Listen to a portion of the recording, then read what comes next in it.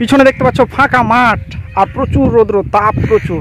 ফাঁকা জায়গায় গাছটা খুব সুন্দরভাবে ছাতার মতো দাঁড়িয়ে আছে। কিছু আছে দূর থেকে মনে হচ্ছে। মাখনার জমির পাশে চলে এসেছি, কি যেন গাছের পাশে দাঁড়িয়ে আছে। অনেক কিছু ওখানে দেখো ঝুলে আছে। বেশ ঠান্ডাই লাগছে গাছের তলার অংশটা একবারে। এটা একটা শুকনো গাছ পাশাপাশি। আর কে কোথা থেকে মানে ভিডিওটা দেখছো সেটা অবশ্যই কমেন্টে জানাও।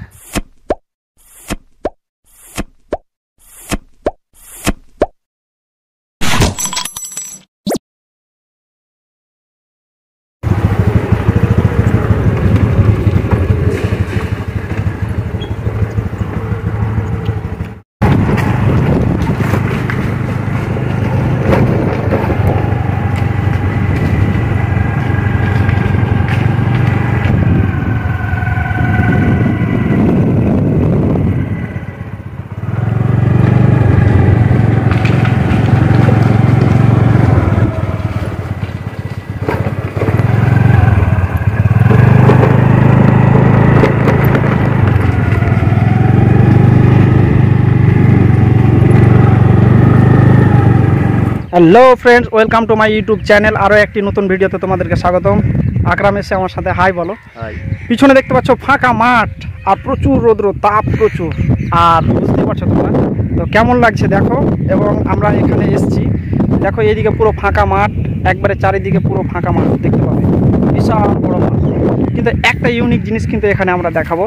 দেখো এদিকে আমাদের পিছনে, এদিকে আসো আকরাম, এইদিকে দেখো পিছনে এই যে গাছটা দেখো, ফাঁকা জায়গায় গাছটা খুব সুন্দরভাবে ছাতার মতো দাঁড়িয়ে আছে। আর গাছটার ডিজাইন, গাছটার সাইজ খুব সুন্দর। একবার পারফেক্ট দূর থেকে মনে হচ্ছে কি যেন গাছের তলায় রেড কালারের কি যেন ওখানে মনে হয় লেগে আছে না, কিছু আছে না মনে হচ্ছে। কিছু আছে, আমি দেখলাম কিছু আছে দূর থেকে মনে হচ্ছে। তো আমরা ওখানে যাবো, ওখানে যাবো এবং দেখাবো যে সেই জায়গাটা কেমন লাগছে এবং সেই জায়গাটাতে কি আছে। চলো, সম্পূর্ণ ভিডিওটা ইউনিক হতে চলেছে। তোমরা এগিয়ে না দিয়ে একবারে দেখতে থাকো ভিডিওটা। আমরা আরেকটু ভিতরে চলে এসেছি, আর একবারে দেখো মাখনার জমির পাশে চলে এসেছি। সো মাখনার কিন্তু পাতাগুলো দেখতে পাচ্ছ ছাতার মতো পুরো একবারে জলকে ঢেকে আছে।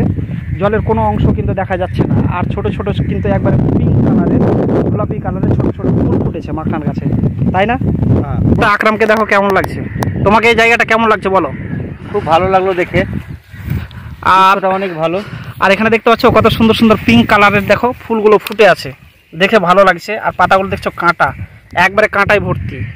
দেখো মাখনার জমিটা খুব সুন্দর লাগলো। আমরা এখান দিয়ে আসছিলাম, আর এই জায়গাটাতে দেখো যে তোমাদেরকে কেমন লাগছে অবশ্যই কমেন্টে জানাও। দেখতে পাচ্ছ একটু আগে আমরা দেখলাম যে মনে হয় গাছটা ফাঁকা। এই গাছটা যে দেখালাম, তো কিন্তু গাছটা মনে হচ্ছে কি যেন গাছের পাশে দাঁড়িয়ে আছে। সো ভয়ও লাগছে। এখন দেখি কি আছে সেই জায়গাটা। আমি ওখানে গিয়ে তোমাদেরকে কাছে গিয়ে দেখানোর চেষ্টা করছি। চলো, আমরা এখন ওই গাছটার তলায় চলে এসেছি। দেখো অনেক কিছু ওখানে দেখো ঝুলে আছে। আর এই যে রেড কালারের জিনিসটা দেখে আমরা কিন্তু এখানে আসলাম।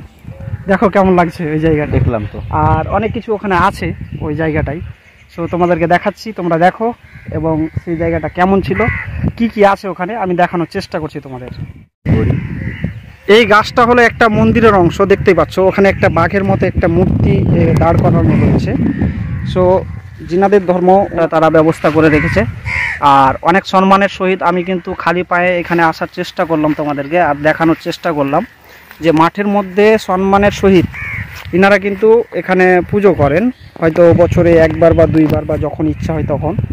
আর এই জায়গাটাতে দেখতেই পাচ্ছেন যে হয়তো সেই তাদের দেবতাকে শ্রদ্ধা করার জন্য এখানে রয়েছে খড়ম কাঠের তৈরি। আর এখানে রয়েছে শিকলের মতো কিছু একটা অংশ আছে, এখানে একটা ইটের তৈরি একটা অংশ আছে। আর এখানে রয়েছে খড়ম, খুব সম্মানের সাথে এখানে রাখা হয়েছে।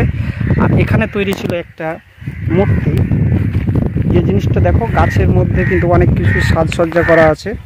আর এই মূর্তিটাকেও কিন্তু অনেক রকমভাবে সাজানো রয়েছে।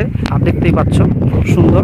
মুখের অংশটা অবশ্য আস্তে আস্তে হয়তো বৃষ্টির জলে হয়তো হালকা একটু অন্যরকম হয়ে গেছে।